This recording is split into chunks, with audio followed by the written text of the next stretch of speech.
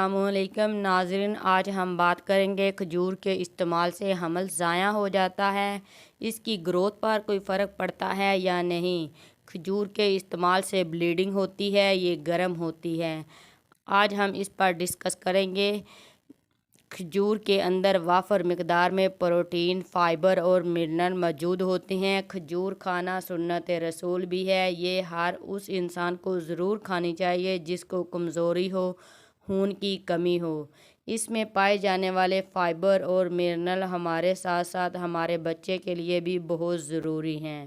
Magnesium, fibre, vitamin C وافر مقدار میں موجود ہوتی ہے جو ماں اور بچے دونوں کو پانی کی کمی سے بچاتا ہے۔ اگر فیمیل کو دوران پریگنینسی قبض ہوتی ہے تو اس کا مطلب ہے کہ ان کی باڈی میں فائبر کی کمی ہے، اس لیے ان کو قبض ہو رہی ہے۔ کھجور بہت فائدہ مند ہوتی ہے کیونکہ کھجور میں فائبر پایا جاتا ہے جو قبض ہونے سے بچاتا ہے، ان کے لیے بھی یہ بہت اچھی ہے۔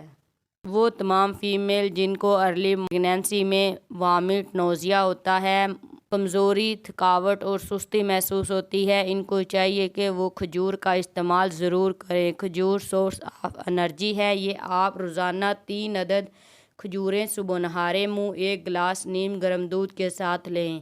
اس کے اندر شوگر ہوتی ہے۔ وہ تمام مریض جو شوگر میں مبتلا ہیں وہ کھجور کا استعمال نہ کریں۔ شوگر کے مریضوں کے سوا باقی تمام لوگ، خاص طور پر حاملہ فیمیل، ڈیلی کھجور کا استعمال کریں۔ 3 عدد کھجور کو اپنی خوراک کا حصہ ضرور بنائیں۔